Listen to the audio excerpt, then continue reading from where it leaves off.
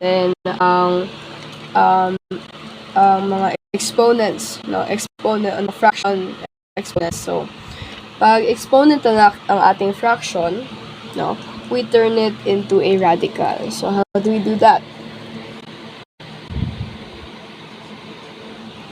So, in order to turn this into a radical, try natin yan. No? For si m ay magiging index and si n ay magiging radical. The numerator, siya yung nasa loob, at ang ating denominator, siya yung sa labas. Okay?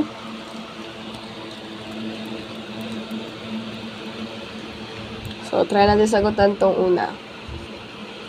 So, 3 sa loob. Yung numerator ang nasa loob, which is 1. So, hindi ko na isusulat at ang denominator sa labas. So, yan yung sagot. Okay? But, what if ganito?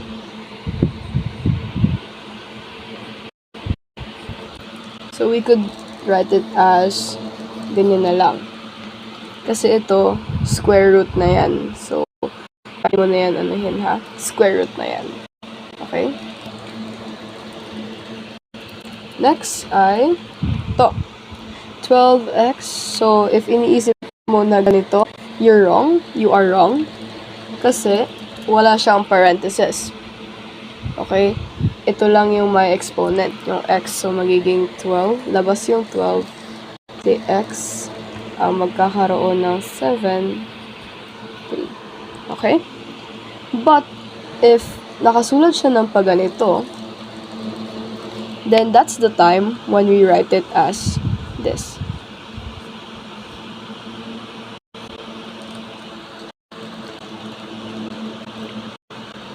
That's the time when we write it as this.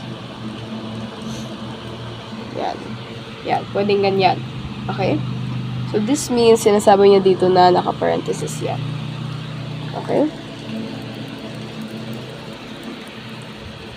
Next, tapos na to. Dito tayo. So, yan rin, di ba?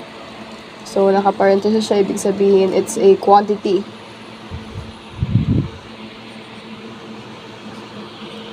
Five. Okay? But, mamaya, I could show you how we could simplify this.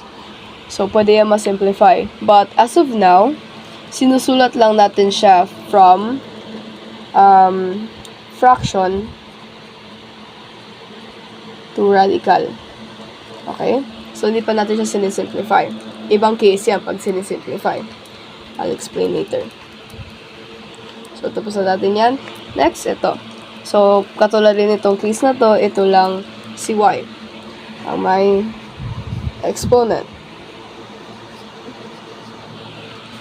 Okay? So, ganyan. Next. Itong last. Ito ay may negative. So, paano yan? So, first is, yung over natin to, ibababa natin yung z para maging positive to. Okay? So, after that, ay, yun ay, radical na natin siya.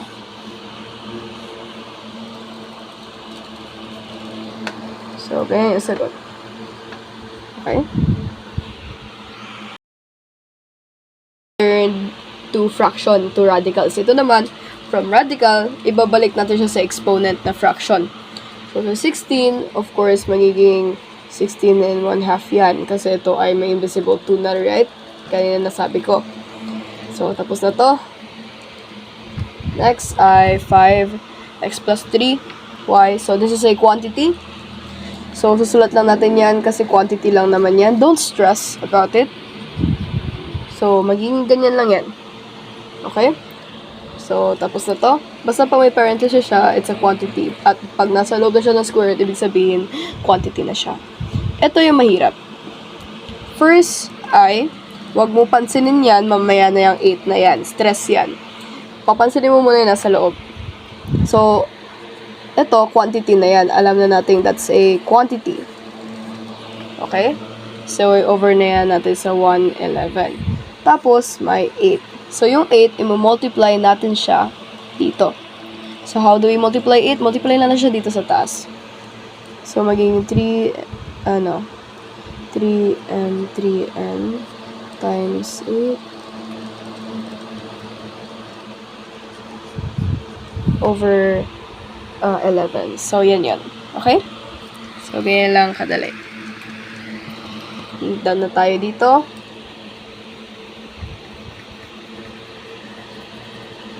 Dito tayo sa last. Madali na lang yan. That's also a quantity. So, we need to write it as that. Para maging 1/3. So, huwag mo kakalimutan na mag-write ka ng quantity.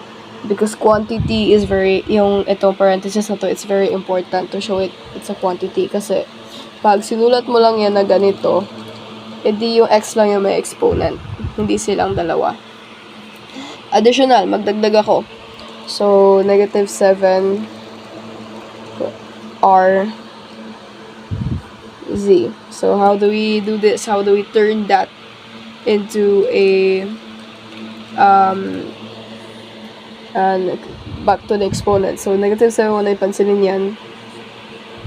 R -7 r 1/2 over z and a half. So, ganyan na siya. Okay? Ganyan na siya kadali.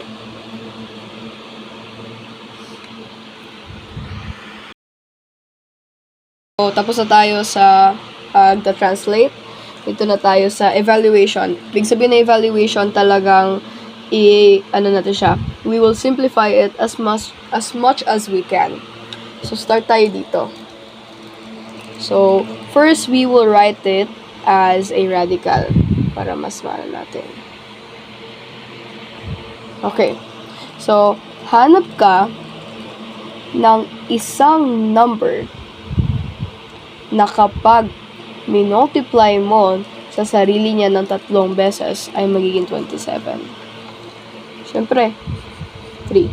Okay? So, ganyan lang kadali yung evaluation natin. Katulad na 16 and a half. No? 4. 16 squared, 4. Ito yung mahirap. So, yung 8, instead of writing the 3 inside here, no? Ay, wag na pala yung 2. Wag natin sulat yan. We will write it outside. Okay? So, yung 8, anong numbers sa 8? Anong diba? Wala namang square ang 8, right? So, hahanap tayo ng sarili niya number na, like, hanap tayo ng dalawang number kapag minultiply mo, no? Ay magiging 8 yung kanyang product. So, wait. O, sige, try natin. Pero mali yung kung hindi siya 8. It's supposed to be 81, pero try natin. So, it's 4, di ba? 3. So, ito, magiging 8. At ito namang 2 ay magiging 3. Okay? So, we cannot simplify this any longer. So, ganyan na lang yan. Pero, as I said earlier, mali yung pagka-copy ko. Yeah. It's not 8. Pero if ganun yung na-case nyo, ganun talaga yung isa-solve. Pero ito, 81 dapat. Okay? As I said, 81, yung ating exponent, isusulat natin dito sa labas. Hindi sa loob. Okay? Hindi dito. So, hanapin natin. Ay, bakit sinusulat ko dito? Anong square ng 8? It's 9. 9, 3. Mayroon tayong 9, 81 times 9, 72. So, 7 to 9. 729. Okay? So, ito ay 729. Next ay 125 over 1/3. So, sulat rin natin ulit. Hanap ka ng number. Kapag minultiply mo sa sarili niya na 3 beses, ay magiging 125. So, 5, 25 times 5.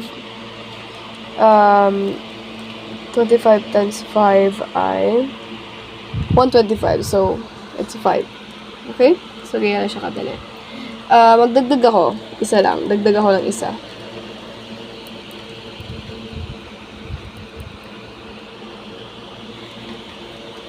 Dagdag tayo nito.